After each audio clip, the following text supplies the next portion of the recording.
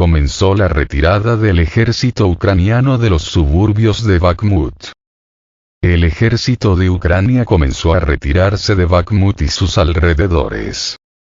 Por el momento, se sabe que las tropas ucranianas abandonaron el territorio de la aldea de Osaryanovka, ubicada al sur de Bakhmut, y también se registra la retirada de las tropas ucranianas de la aldea de Kurdyumovka. Paralelamente a esto, debido a la incapacidad de mantener las afueras del sur de Bakhmut, se registra un cambio en las posiciones de las Fuerzas Armadas de Ucrania. Este hecho indica que las tropas ucranianas todavía planean rendir Bakhmut y, con un alto grado de probabilidad, esto sucederá en un futuro próximo. La retirada del ejército ucraniano de Bakhmut se debe al hecho de que las Fuerzas Armadas de Ucrania no pueden mantener los accesos a la ciudad debido al riesgo de que se lance un asalto a la ciudad, y en tales condiciones las tropas ucranianas simplemente no podrán retirarse y defenderse, y es casi seguro que sufrirán graves pérdidas. El ejército ucraniano caracteriza la situación actual en Bakhmut como crítica, las fortificaciones están prácticamente rotas en el pueblo debido a las peculiaridades del clima, y el ejército ucraniano tampoco puede realizar contraataques en tales condiciones. La retirada del ejército ucraniano de Bakhmut y sus alrededores permite al ejército ruso en las perspectivas de organizar una ofensiva en Chazov Yar, Konstantinovka y Kramatorsk. Sin embargo, se han construido líneas de defensa bastante serias en los enfoques de estos asentamientos. En la mañana del 24 de febrero, el presidente ruso Vladimir Putin anunció el inicio de una operación militar en Ucrania en relación con el agravamiento de la situación en el Donbass.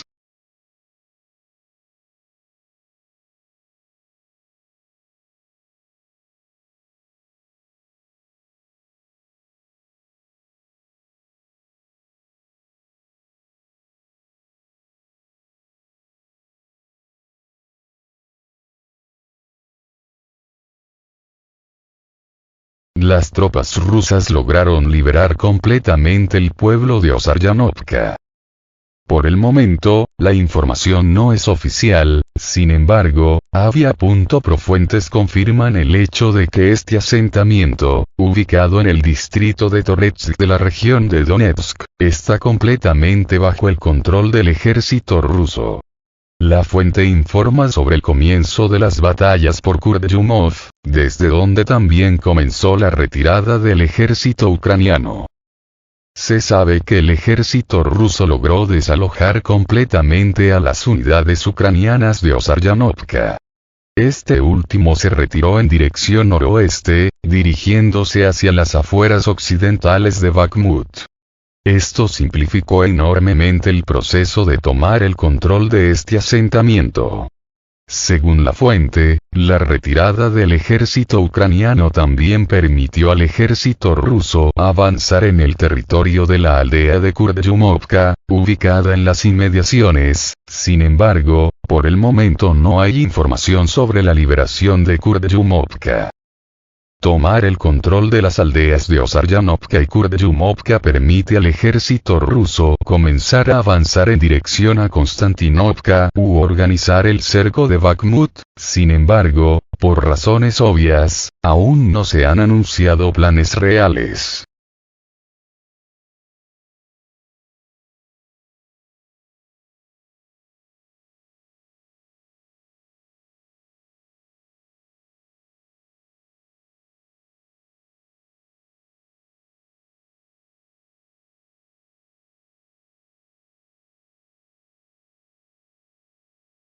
Líderes militares de la primavera rusa. Las Fuerzas Armadas de Ucrania avanzan en los frentes de Kupiansk, Liman y Donetsk. Los corresponsales de guerra rusos anunciaron la ofensiva de las tropas ucranianas en 3 frentes.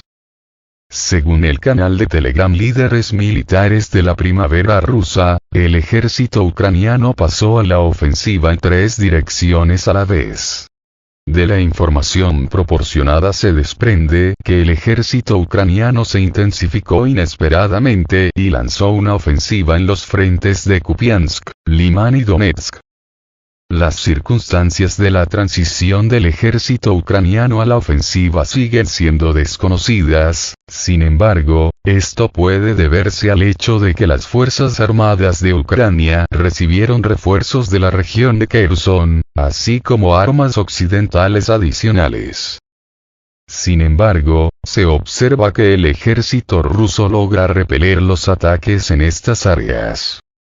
El enemigo está avanzando en los frentes de Kupiansk, Liman y Donetsk. El ejército ruso está repeliendo los ataques de las Fuerzas Armadas de Ucrania, informa el canal de Telegram Voenkor de la Primavera Rusa. Se observa que el ejército ucraniano tiene pérdidas bastante graves, tanto en personal, como en equipo. Sin embargo, hasta ahora, las Fuerzas Armadas de Ucrania continúan manteniendo su presencia en estas áreas, aunque tampoco se trata de una ofensiva a gran escala de las Fuerzas Armadas de Ucrania.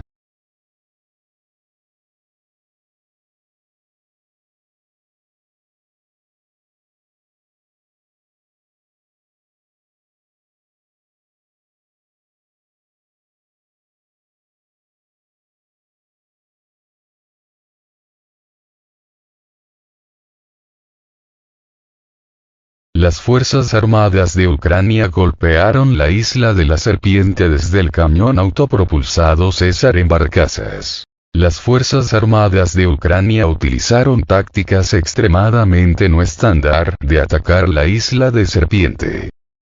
Según el ejército ucraniano y los medios estadounidenses, durante el control del ejército ruso de la isla de la Serpiente, las Fuerzas Armadas de Ucrania atacaron el territorio de este último con la ayuda de cañones autopropulsados franceses César, colocados en barcazas.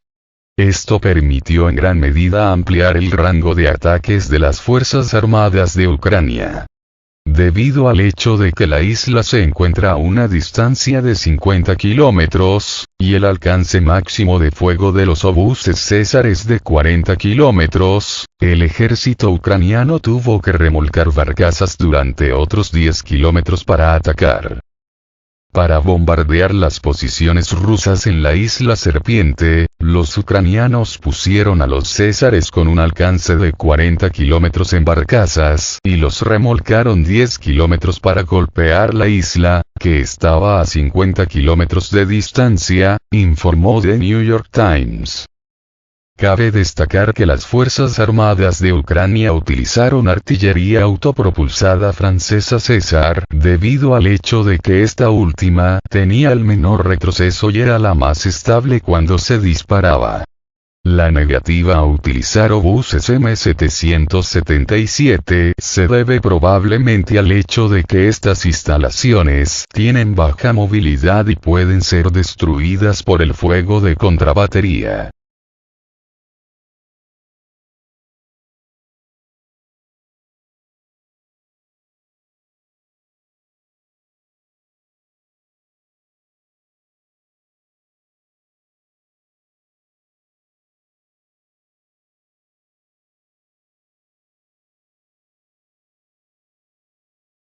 Las Fuerzas Armadas de Ucrania bombardean la orilla izquierda del Dnieper con sistemas FGM-148 Javelin y TOW.